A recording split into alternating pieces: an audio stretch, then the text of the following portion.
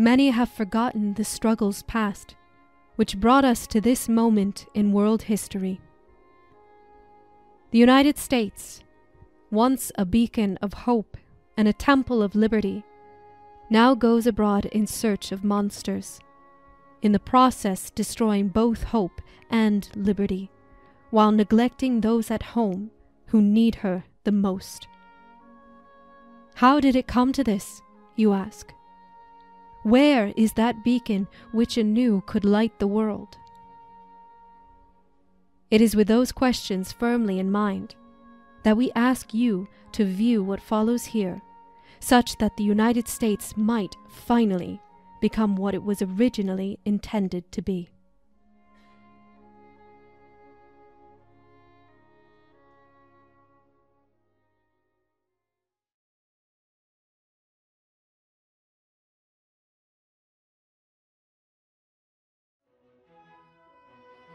People came from across the oceans to see for themselves the realization of the promise given by the implicitly universal Declaration of Independence 100 years prior, of a world where all men are created equal. The Philadelphia Centennial, then, like its echo in the Belt and Road forums today, inspired nations from all over the world to a future yet unimagined until that point in time. 9 million visitors, including scientists, engineers, industrialists, and economists, saw a vast array of drill presses, saws, printers, water pumps, and much more, located in more than 200 different buildings, and all powered by one single steam engine. Baldwin Locomotive Works constructed several exceptionally beautiful locomotives just for the centennial, and the 29-year-old Thomas Alva Edison put on display his automatic printing and multiplex telegraph devices. Never before in history had such a powerful vision been exhibited. One of the attendees, the German machine builder Franz Rouleau, wrote home describing the sight that had met him. These numerous separate exhibitions, many of which are of vast dimensions, produce, together with the great exhibition halls, an impression much like the movements of a mighty fugue, in that every voice intones anew the main movement, each, however, with its own character, entwining and interweaving itself with the other figures, until, finally, the entire tremendous industry orchestra, roaring and thundering, comes together to bring the theme to the conclusion. Never before has this overall impression been so perfectly achieved. In any case, the effect betrays a master's hand at the conductor's baton. This conductor was the American economist Henry C. Carey, whose writings stood centrally in the exhibition, promoting what was known then as the American system of economics. Where the British system had been unable to develop the vast territories and resources over which it presided for centuries, the American system had managed to turn a relative wilderness into the greatest economy of the world.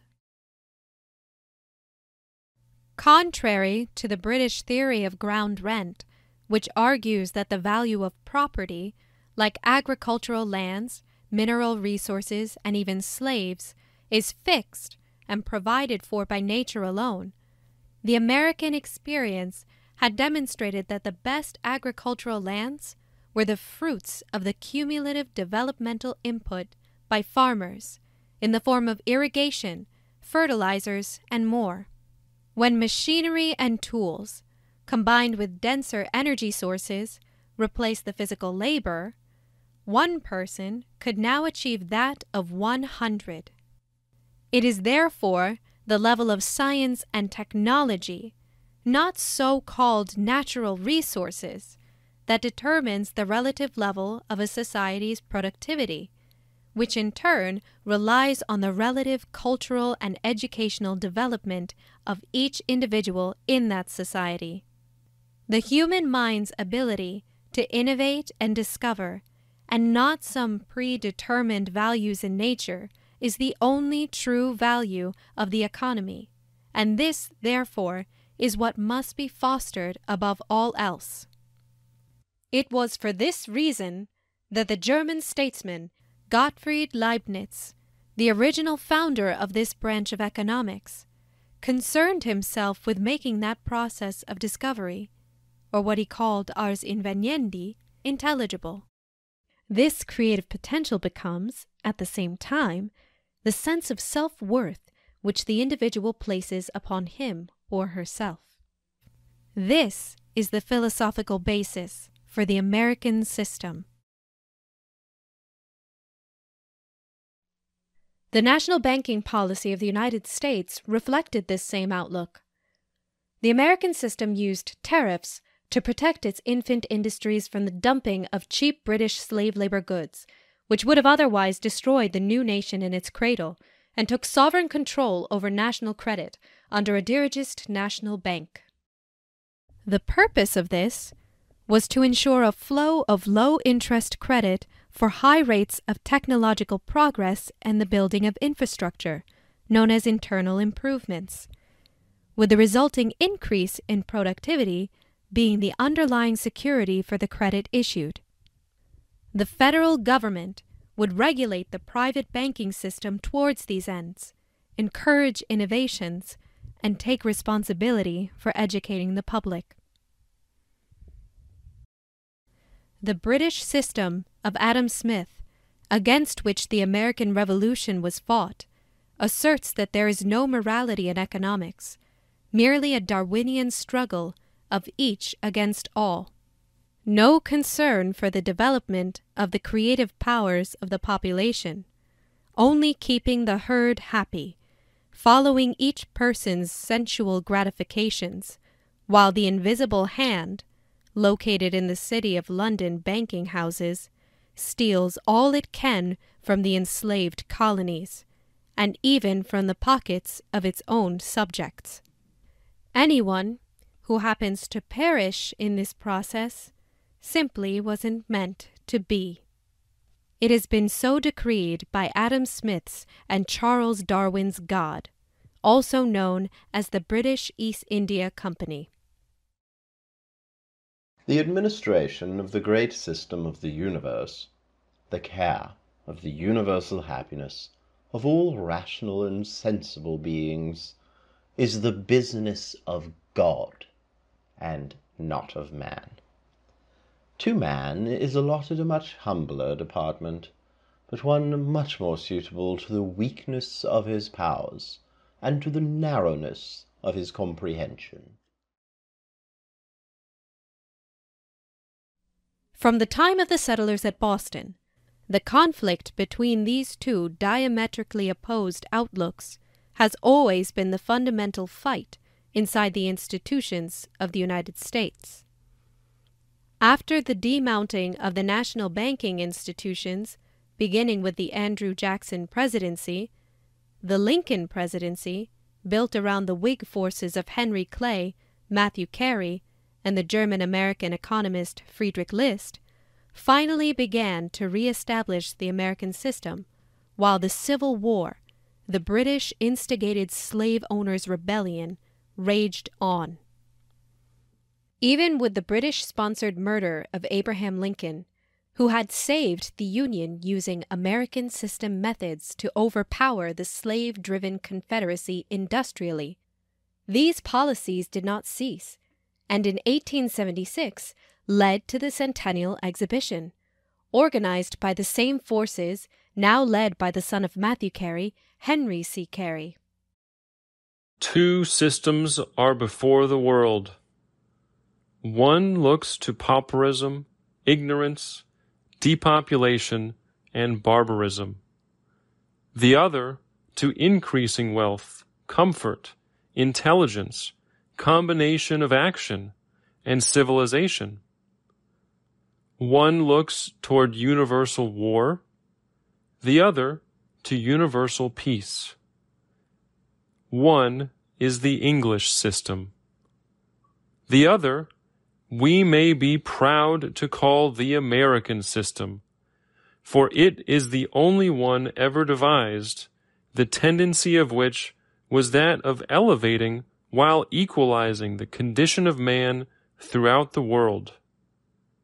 Such is the true mission of the people of these United States.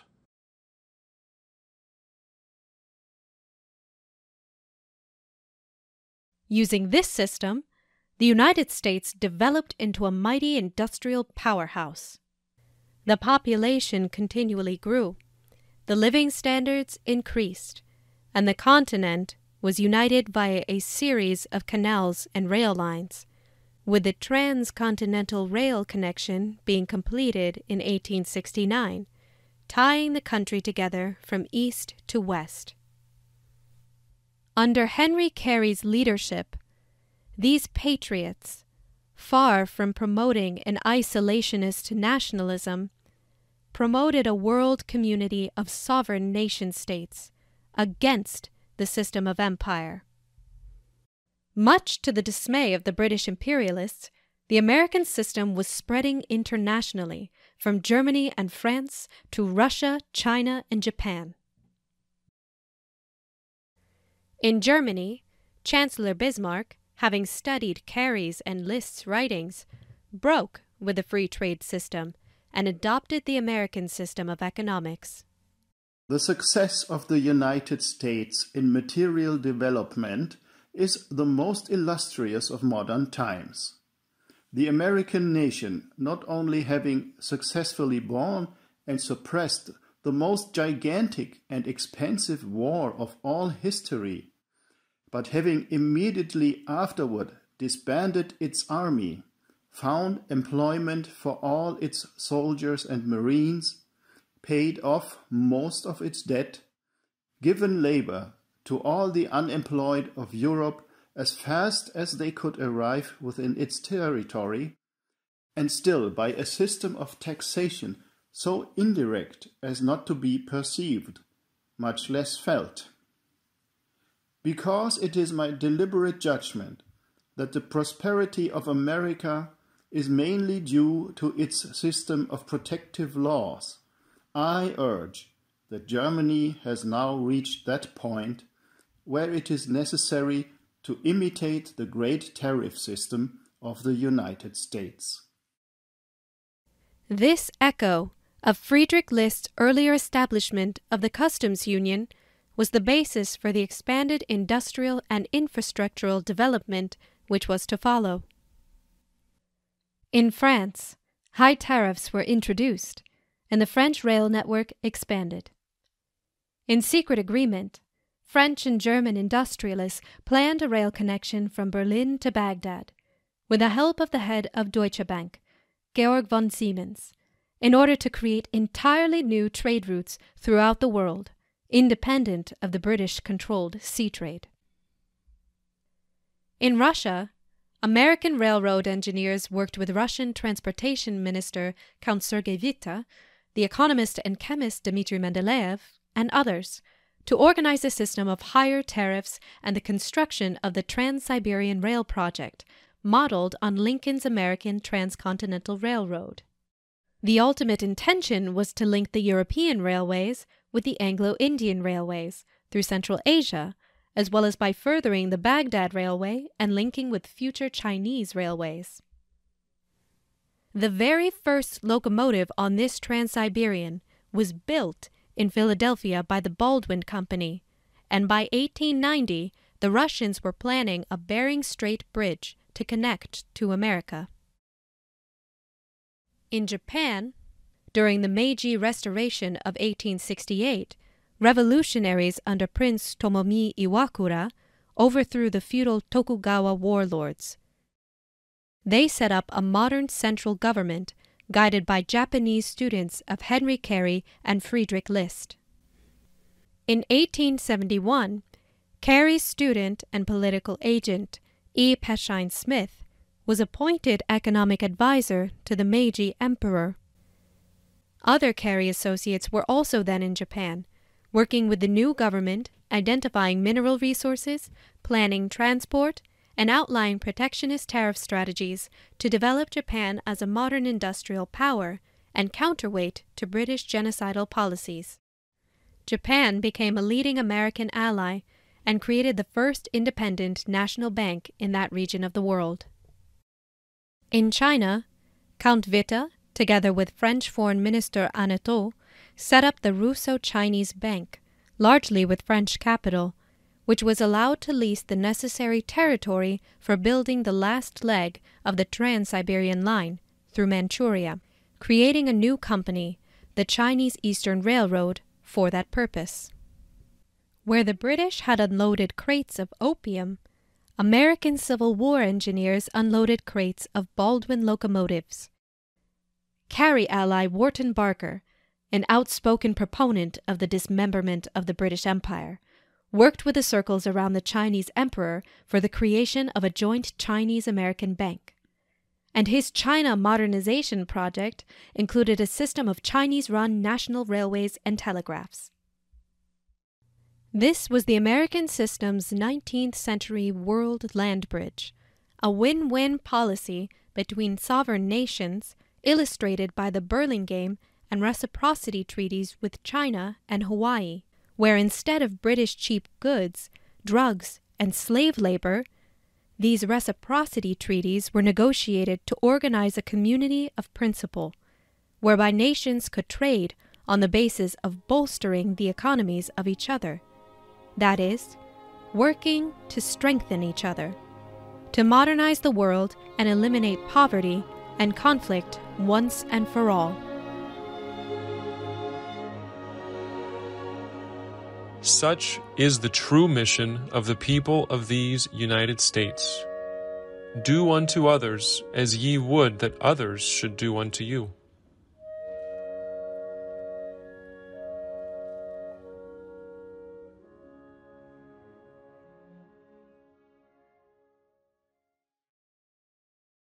But with this perspective on the horizon, the British Empire's very existence was now under mortal threat. The dominance of the British Empire relied on a relationship between control of the world's sea routes and enforced underdevelopment of interior land masses. The acquisition of strategic naval ports, or choke points, marked here in red, was the pivot of the system. By controlling these ports and corresponding sea lanes, the British dominated trade, using colonies such as India or African nations as sources of cheap raw materials and slave labor. Other nations wishing to engage in the same geographical area would have to operate through the British. The transcontinental rail projects of the post-Civil War period, therefore, emphasizing interior development of land masses, such as America's transcontinental, Russia's trans-Siberian, and Germany's Berlin-Baghdad systems, were a mortal threat to the historic maritime-based power of the empire. The only thing which could prevent the American-initiated new economic world order was for the British Empire to manipulate and pit the group of collaborating nations into conflicts with one another in a great world war.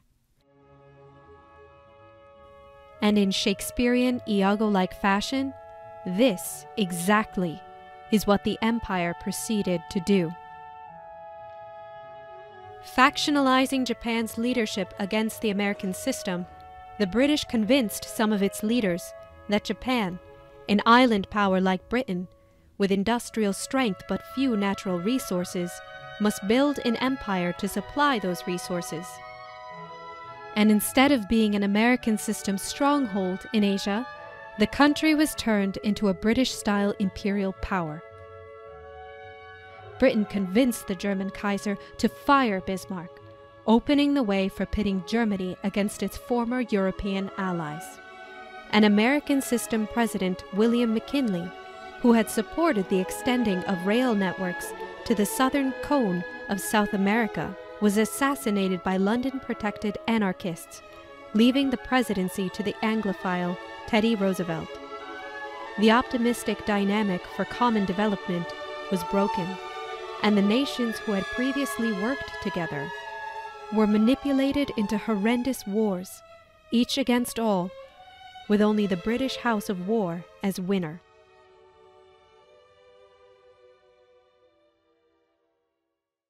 But now, much to the chagrin of these same circles of empire, still centered in the imperial city of London, this dynamic has been reawakened, re-emerging in a powerful echo of the past in China's New Silk Road initiative.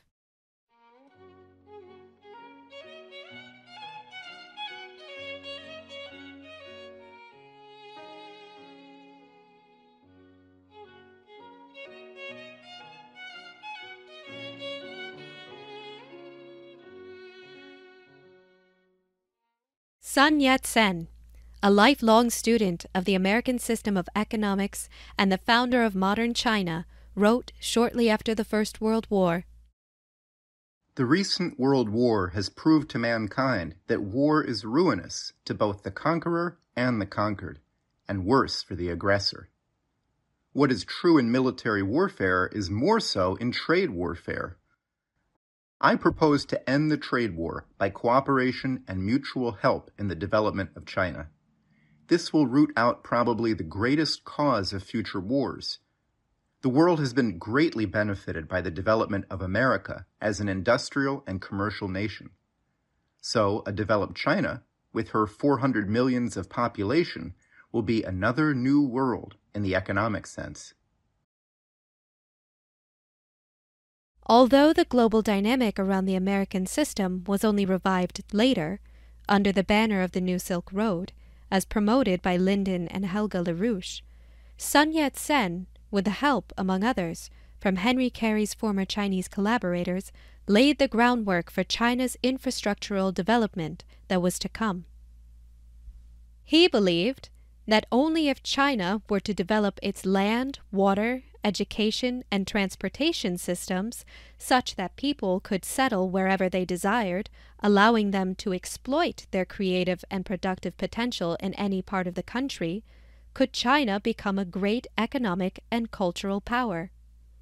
It is for this reason that Dr. Sun Yat-sen, in his detailed program for the development of China, emphasized the necessity for building major sea and river ports, extensive railroads, and waterways through interlinking and making hundreds of China's rivers navigable.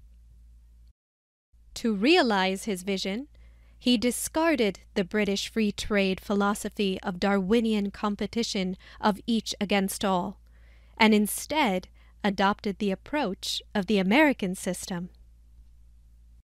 It has been discovered by post-Darwinian philosophers that the primary force of human evolution is cooperation, and not struggle like in the animal world. If we still retain the custom of free competition, or laissez-faire, it would be like encouraging a crippled man to compete with an automobile in a race. Unfortunately, this vision would have to wait, as China was plunged into World War, Civil War, and the so-called Cultural Revolution, which suppressed and even killed the scientists and intelligentsia of China, echoing former legalist Emperor Qin Shi Huang, who had burned the Confucian classics and even buried alive Confucian scholars themselves.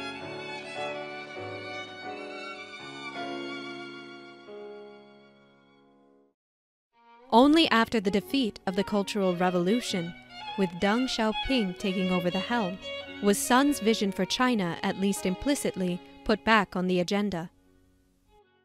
Opposed to the Gang of Four, who had led the Cultural Revolution, Deng prioritized the development of a science and technology cadre above all else, placing the creative potential of the individual in the center of an economics policy, in an echo of the self-same principle at the foundation of the American system of economics. Believing that this strategy would cause China to emerge as one of the world's leading nations within 30 years, he sent thousands of students to study in the US, Russia, the UK, Australia, Germany, and other nations to master the most advanced learning in all fields. So, although China, in its weakened position following the Cultural Revolution, acceded to becoming a low-wage producer as a prerequisite to enter the international system, its long-term strategy was that of forging the means by which it could work its way out of those conditions. They allowed foreign firms to use the cheap labor, but would maintain tariffs, currency controls, and bank separation, and did not give up their state-run banks and industries while allowing the private sector to flourish. Prioritizing areas like nuclear energy, computer technology, semiconductors, astronautics, and lasers, they intended to leapfrog to that higher stage of development, in which we see them emerge today, often as leaders in their field internationally. Firmly rejecting the British central banking models, like the U.S. Federal Reserve System, the country took itself along a path of non-linear changes, including dramatic decisions in developing its state-directed dirigist financial system. Or, to borrow from the terminology of President Xi Jinping, the visible hand would guide the invisible hand. Let us briefly review the most crucial decisions. In 1993, as some financial institutions had begun to misuse the interbank lending rate for speculative purposes, the decision was made to separate commercial banks from their affiliated trust and investment firms. At the time, a number of Chinese specialists report that these measures were modeled on the U.S. Glass-Steagall Law implemented 1933 under American System President Franklin Roosevelt. Commercial lending was separated from the PBC and moved into 4 specialized banks, with the idea of providing directed credits more widely and effectively. Based on the total amount of assets, the Big Four, as they are now commonly called, are the biggest commercial banks on the planet. A year later, under the leadership of the State Council, China then created 3 new policy banks, the equivalent of national banks. These 3 state-owned policy banks, each with special areas of investment, are the Agricultural Development Bank of China, the China Development Bank, Export-Import Bank of China. This dirigist banking system would serve as the vehicle for financing the massive expansion of infrastructure and production which were to follow.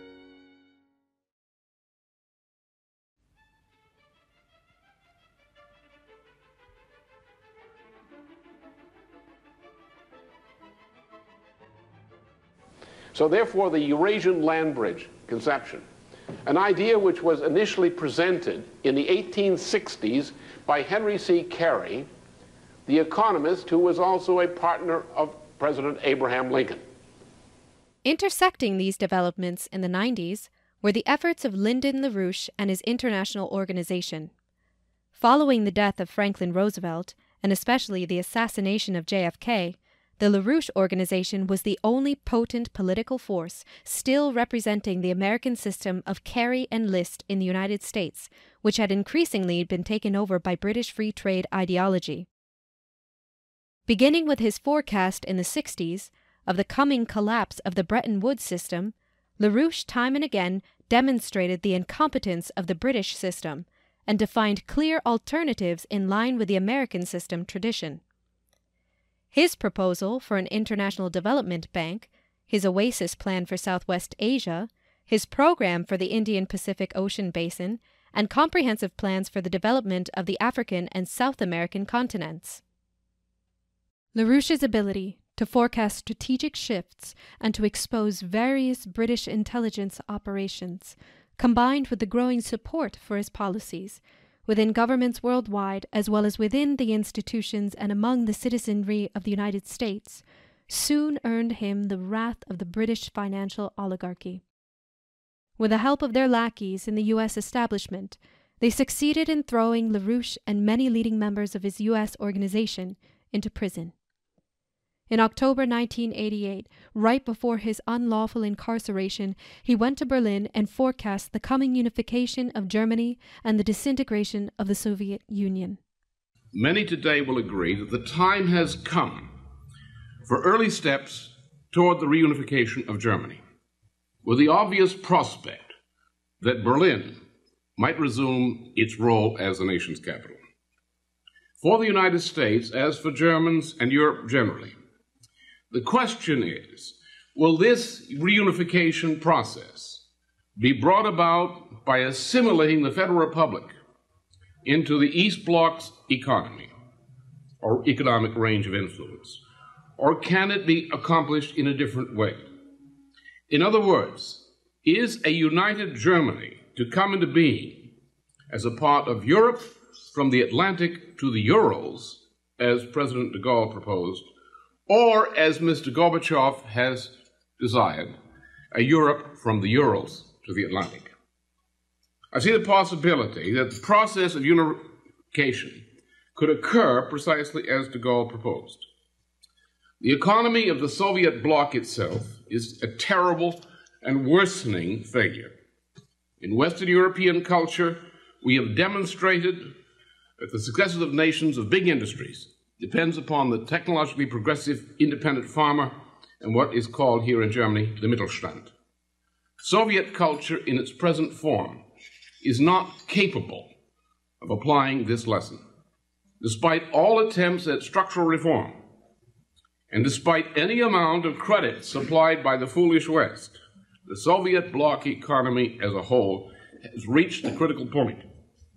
At its present time, in its present form, it will continue to slide downhill from here on, even if the present worldwide food crisis had not come into being. As the Berlin Wall came down, and his forecast was borne out, LaRouche, from his prison cell, worked with his wife Helga Zepp LaRouche, heading up a group of scientists for a program which would have saved the industrial capacities of East Germany and the other states of the Comecon. Obsolete only from the standpoint of the world market, these capacities were still valuable in themselves and could have been modernized with the help of Western technologies. This program, called the Productive Triangle, Paris, Berlin, Vienna, would transform an area approximately the size of Japan, which contained the world's greatest concentration of productive industrial capacity at the time. With the proposed injections of high-level technologies, it could have become the locomotive, not only for Eurasia, but for the world economy as a whole. Following the official dissolution of the Soviet Union the following year, the LaRouches expanded the concept of the productive triangle into the Eurasian land bridge. The idea was to extend development corridors along the Trans-Siberian Railroad and the lines of the ancient Silk Road, stretching all the way from the Atlantic to the Pacific coast. This proposal would economically integrate the entire Eurasian continent, maximizing the productive potential of its territory and peoples for the common benefit of all, and resolving the artificially imposed strategic divisions among the great powers through the promotion of development in their mutual interest. Had this program for the Eurasian land bridge, or the New Silk Road, as they called it, been realized, it would have been the perfect basis for a peace plan for the 21st century. Although great interest was shown among many industrialists as well as others in different countries, this perspective for ending geopolitics through a new paradigm of cooperation did not sit well with those forces who wanted to build a unipolar world and turn Russia into a raw materials producing third world country. All the countries of the Eurasian continent were contacted with a proposal to conduct a conference on the Eurasian land bridge, but only in China did the concept receive a positive response, resonating not only with the new attention on Eurasian development, since the link-up of China's rail system to the former Soviet system in June 1992, but with the tradition of the American system as developed by Carey, List, and Sun Yat-sen.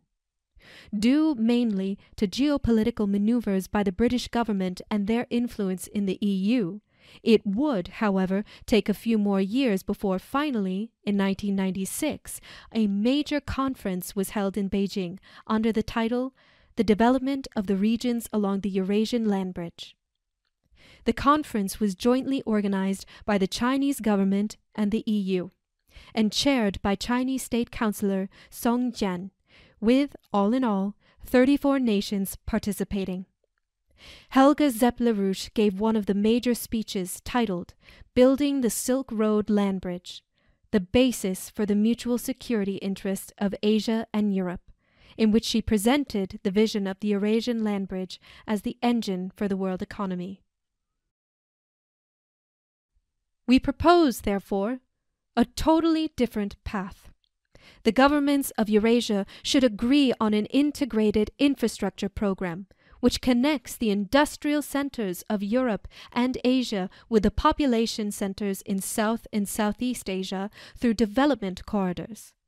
The development of those main axes of traffic through great projects for infrastructure in transport, energy, water, and communications is the precondition to lay the groundwork for the industrial development for the Eurasian landmass, and can thus become the motor for overcoming the world economic crisis. She also called for the founding of a new Eurasian Development Bank to fund these projects, as well as the building of thousands of new cities with capacities from 300,000 to 1 million people, of which many should be science cities for fundamental research and teaching. At that 1996 conference, the Chinese government announced the realization of the Eurasian land bridge to be the strategic, long-term perspective of China through the year 2010, a perspective which was interrupted by the outbreak of the Asia crisis in 1997. In January of that same year, the LaRouche movement published a special report, The Eurasian Land Bridge, The New Silk Road. With its in-depth discussion of development corridors and of the national banking approach needed to finance the project, the report circulated far and wide. In the following years, Helga Zepp-LaRouche returned to China many times, participating in conferences and seminars on the Eurasian land bridge. Through her role in promoting the concept of a new Silk Road internationally, she became known in China as the Silk Road Lady. Over the following years, the LaRouche movement organized hundreds of conferences on this subject across 5 continents.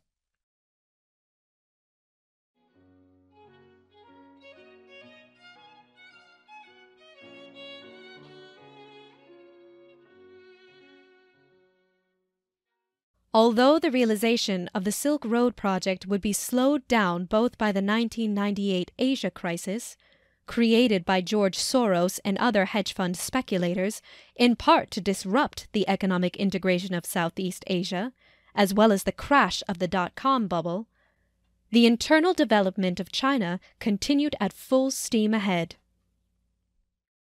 The year of '98 was also the year that the government declared that it would construct a modern, comprehensive transportation system utilizing different transportation modes in a coordinated way. The result was the most advanced intermodal transport system ever devised. The bulk of the financing came from one of China's 3 policy banks, the China Development Bank, which specializes in infrastructure financing. This has been key to China's high-speed rail development. In 1993, commercial train service in China averaged only about 30 miles per hour. As of early 2018, China had constructed 13,670 miles of domestic high-speed rail track, double that of the rest of the world combined. In the United States today, not a single kilometer of rail would be counted as high speed by China's standard, that is to say, 155 miles per hour. New high-speed rail is presently coming online in China at the rate of 1,240 miles per year and is projected to reach 23,600 miles by the year 2025. The speed record reached in commercial rail traffic so far is just above 300 miles per hour, and with magnetic levitation systems already in place in Shanghai and under construction elsewhere, the potential for going way beyond that is already being laid. To make a comparison with the United States, the trip between Xi'an and Luoyang, which is slightly more than the distance between New York and Washington, D.C., takes about 1.5 hours and costs the equivalent of $18. To touch but briefly upon a few further points, the life expectancy has risen from 43.7 years in 1960 to 76.7 years in 2018, an increase of 75%. Based on the World Bank's International Poverty Line standard of $1.90 per day, China has lifted more than 850 million people out of poverty since 1981. And the annual energy consumption per capita, known to be an essential indicator for the living standard of the population, has risen from 152 kilowatt-hours per capita in 1971 to 3,927 kilowatt-hours per capita in 2014, and has continued to rise.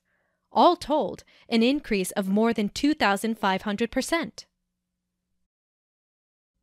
These are the effects of what is known historically as the American system, now with Chinese characteristics.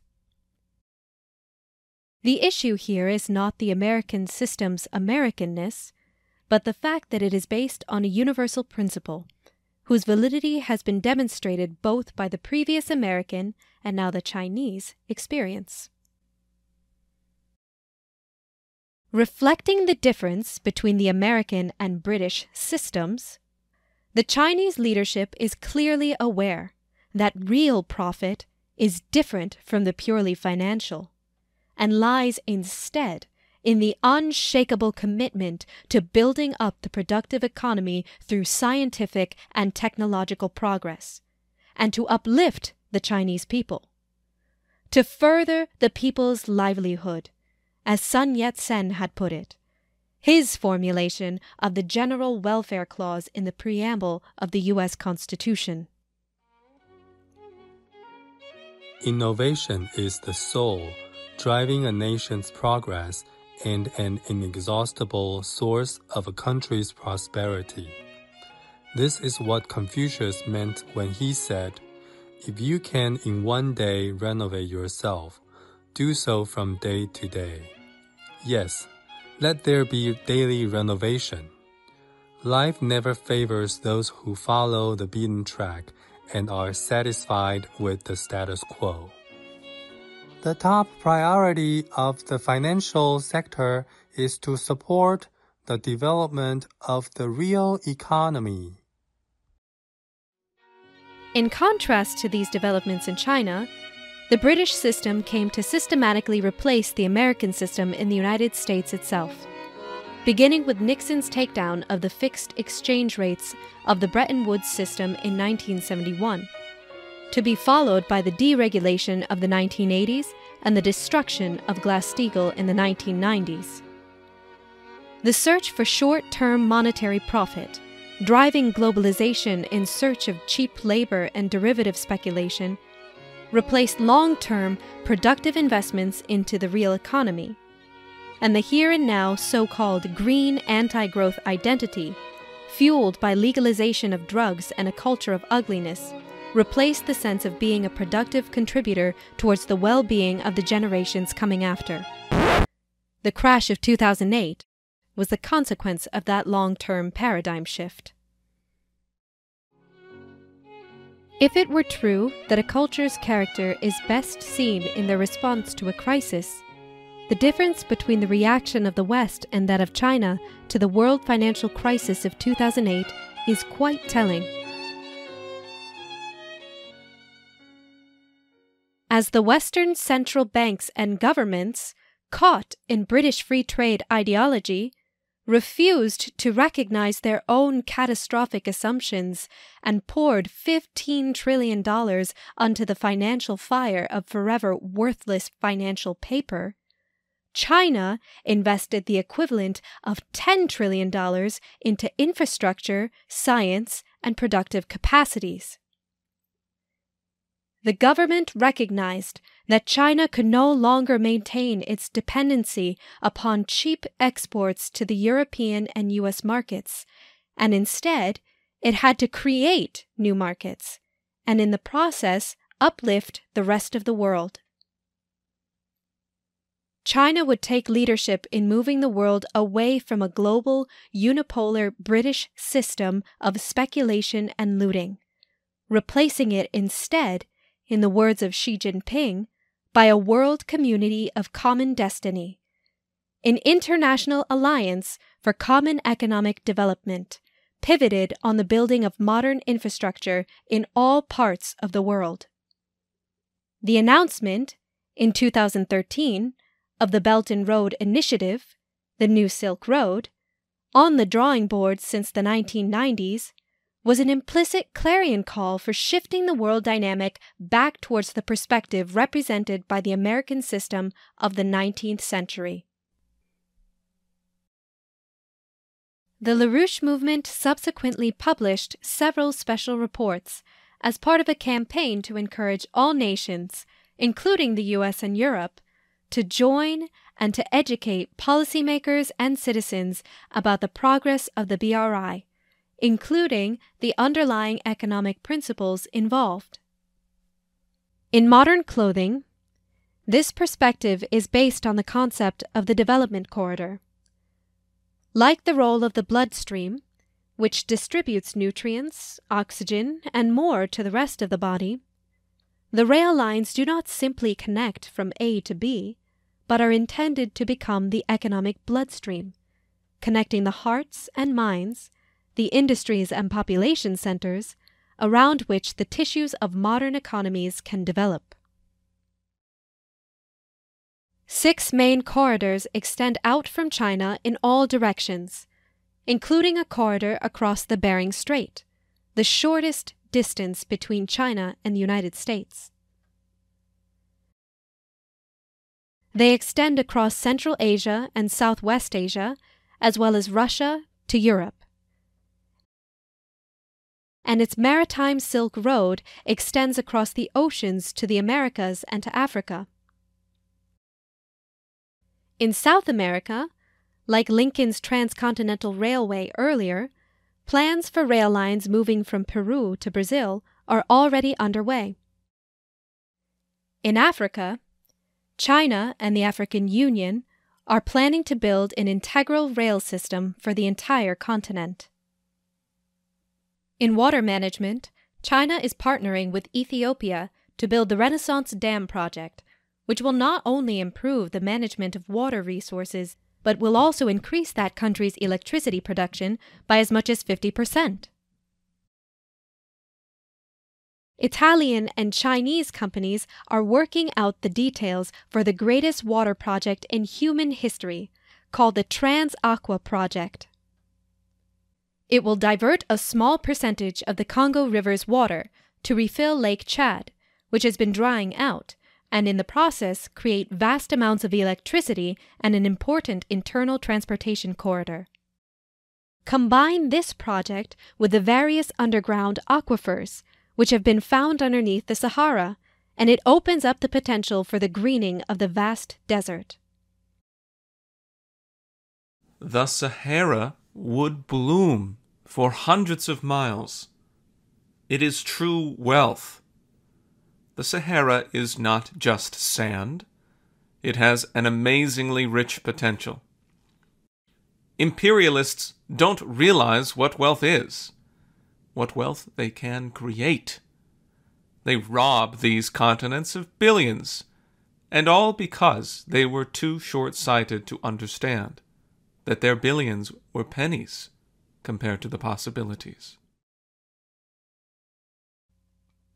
Just like China is literally ripping up the old British Empire tracks in Angola, replacing them with new modern standard gauge tracks, the BRI seeks to rip up the old geopolitical order at its roots and replace it with a new world order based on universal security and common development for all. The Chinese people are deeply aware that peace is essential to humanity, just like air and sunshine. Without air and sunshine, things cannot survive and grow. Don't do unto others what you don't want others to do unto you.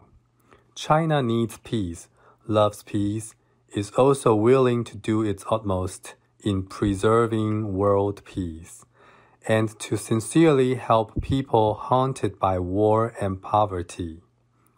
We cannot have the security of just one or a few countries while leaving the rest insecure. In no way can we accept the so-called absolute security of one at the expense of the security of others.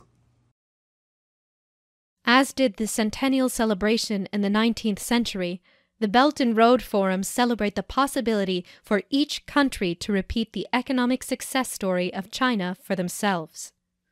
Representatives from more than 100 nations, including 36 heads of state, and around 5,000 delegates attended the most recent forum.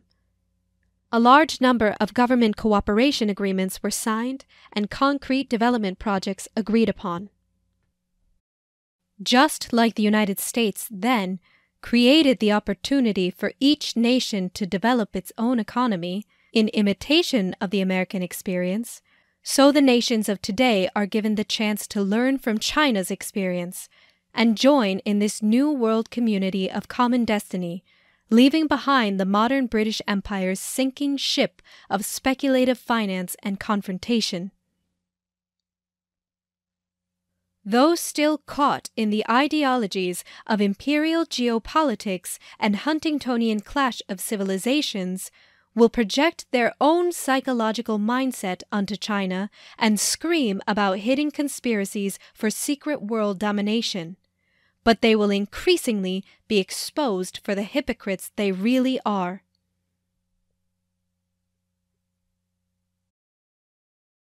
Some take a dark view of China. They even portray China as being the terrifying Mephisto who will someday suck the soul of the world. Such absurdity couldn't be more ridiculous, yet some people regrettably never tire of preaching it. This shows that prejudice is indeed hard to overcome. A review of human history shows that what keeps people apart are not mountains, rivers, nor oceans, but lack of mutual understanding. As Gottfried Wilhelm Leibniz once observed, only the sharing of our talents will light the lamp of wisdom. The real United States, not the clueless strongmen manipulated by British geopoliticians, always sought this dialogue with all cultures. Now, China has taken up the leadership of this paradigm of thinking.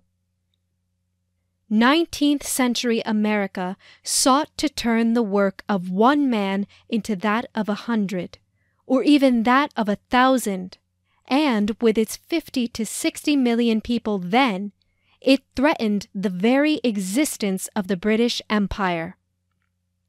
Today, the global financial empire, still centered in the old, rotten city of London, is utterly bankrupt, weakened way past recovery, and China, with its 1.4 billion people, utilizing the same economic principles as the United States did earlier, has already built alliances with more than half of humanity.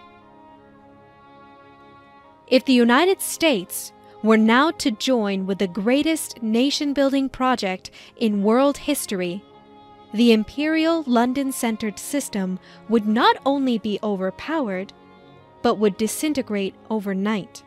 And a creative transformation not even imaginable for most people today would suddenly grip this entire planet in a more far-reaching and rapid economic expansion than ever seen before in history. That potential is within our grasp. But if the United States were to reject this chance, not only would it miss the opportunity to make a vital contribution to forever freeing mankind from the oligarchical grip, it would be rejecting its own historical identity, the very intention upon which it was founded. Let us therefore decide not to let this chance pass us by. Let us at last realize the true intention, which lies at the foundation of these United States.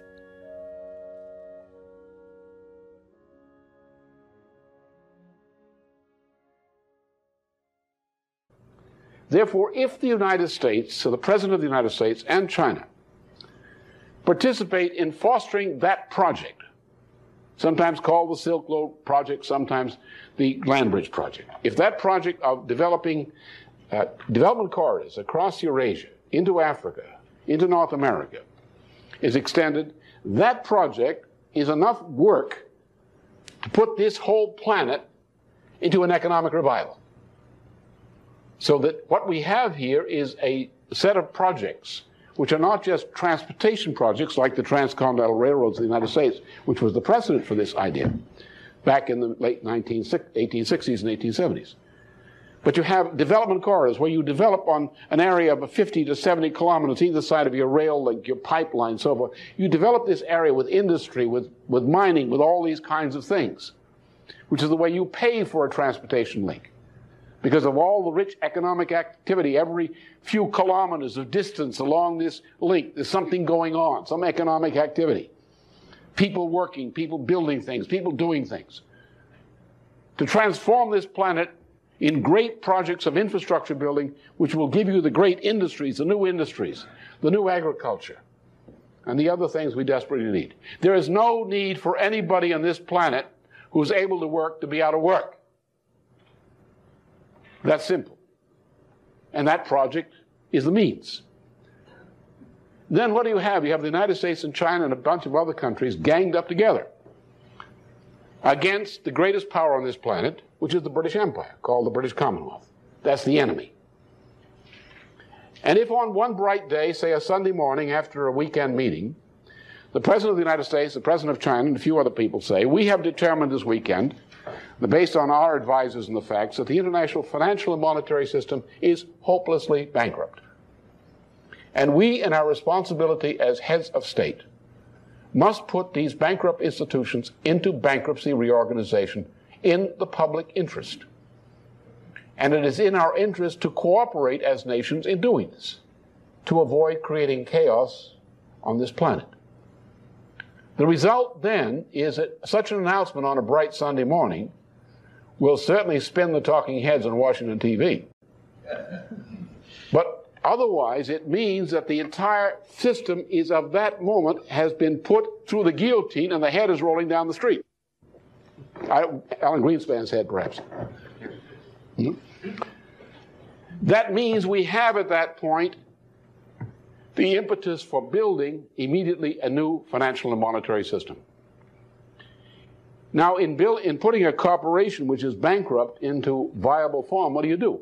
You've got to find the business that it's going to do, which is the basis for creating the new credit to get that firm going again. The Land Bridge program, with its implications on a global scale, is the great project which spins off directly and indirectly enough business, so to speak, for every part of this world to get this world back on a sound basis again.